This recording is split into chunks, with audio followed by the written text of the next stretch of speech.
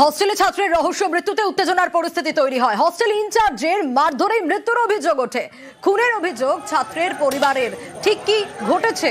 রীতিমতো উত্তেজনার পরিস্থিতি তৈরি হয় গতকাল রাতেই। পঙ্কজ রয়েছে আমার সঙ্গে। পঙ্কজ, ঠিক কি ঘটেছে? কেন এরকম একটা মর্মান্তিক ঘটনা ঘটলো?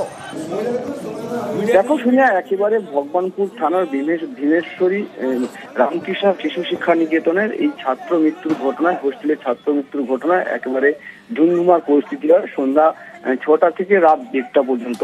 কিন্তু কি কারণে এই যে হোস্টেল ছাত্রের মৃত্যু তা কিন্তু পুরো তদন্তের বিষয়। পুরো ছাত্রকে ভগবানপুর থানার পুলিশ নিয়ে গেছেন, তবে পোস্টমর্টম রিপোর্ট এলেই কিন্তু তার স্পষ্ট হবে। তবে এই ছাত্র মৃত্যুর ঘটনায় অভিভাবক সহ এলাকার যে বাসিন্দারা, তারা গত সারা রাত প্রায় সন্ধ্যা ৬টা থেকে রাত ১:৩০ পর্যন্ত স্কুলের ভাঙচুর এবং স্কুলের গাড়ি ভাঙচুর করে, এবং যে সিভিক ভলেন্টিয়াররা ছিল তার বাড়িতেও ভাঙচুর করে। কারণ সিভিক ভলেন্টিয়ার যেটা অভিযোগ করছে, সিভিক ভলেন্টিয়ার যখন ছাত্রের মৃত্যু হয় হোস্টেলে, তাকে গোপনে সেই মৃত ছাত্রকে নিয়ে চলে যায় হাসপাতাল এবং হাসপাতালে। সেই ক্ষেত্রে কিন্তু অভিভাবকরা তারা রেগে তারা আরো জানান যে কেউ না জানিয়ে কেন নিয়ে যায় এই ছাত্রকে।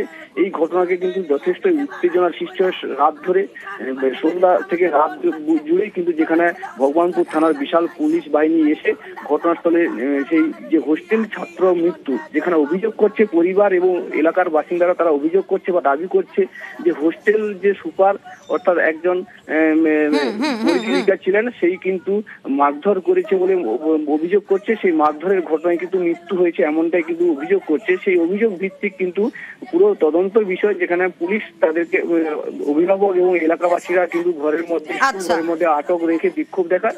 সেক্ষেত্রে পুলিশ তাদেরকে উদ্ধার করে নিয়েছে। এবার শিশু যেখানে ছাত্র মৃত্যুর ঘটনায় ছাত্রের পরিবারের অভিযোগ ভিত্তিক কিন্তু তদন্ত শুরু হবে এমনটাই জানিয়েছে। গোটা বিষয় খতিয়ে দেখা হবে। শান্তশিষ্ট ছিল সে ছেলেকে ঘুমন্ত অবস্থায় চড় মেরে, যখন বাচ্চার অবচেতন অবস্থা, তাকে গলায় এরকম ফাঁস দিয়ে মারিয়া নিচে চলে যায়। আমি আমার ছেলে কোনোদিন আত্মহত্যা করবে আমি তা কেন বিশ্বাস করব? শ্রাবণী প্রামাণিক ও ইনচার্জে ছিল, তাহলে আপনার কোথায় রাগ ছিল? সে রাগটা আমার ছেলের প্রতি ফলালেন। এদের উপযুক্ত শাস্তি দিন। দিদিমণি রাগান্বিত হয়ে মেরেছে কানে টানে, এমন একটা ব্যাপার যেটা শোনা যাচ্ছে। তারপরে নাকি একটা কোয়াক ডাক্তার কাকে ডেকেছে, সে তখন বলছে যে না আর কিছু করার নেই। তখনই ওরা কি করেছে, ওরই গামছা নিয়ে ওই জানলার কাছে বসিয়ে গলায় জড়িয়ে জানলায় জড়িয়ে দিয়েছে। এখন বলছে কি ও নিজে ফাঁসি নিয়েছে। দোষীকে ধরা হোক এবং তার উপযুক্ত শাস্তি হোক।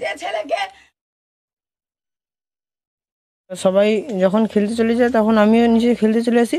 তারপরে খেলতে খেলতে একটা ছেলে এসে আমাকে বলে যে তোমার ভাই গলায় গামছা টামছা বেঁধে নিয়েছে। তখন সবাই ছুটে আসি এবং দিদিমণিকে খবর দিই। তিনি ডাক্তারকে ডাকেন এবং আমার মাকে ফোন করেন, হাসপাতালে নিয়ে আসেন। তারপরে খবর যায় নাকি মারা গেছে। ভাই হয়তো শুয়েছিল, হয়তো দিদিমণি এসে হয়তো চর মেরেছিল, তার ফলে এই হয়েছে।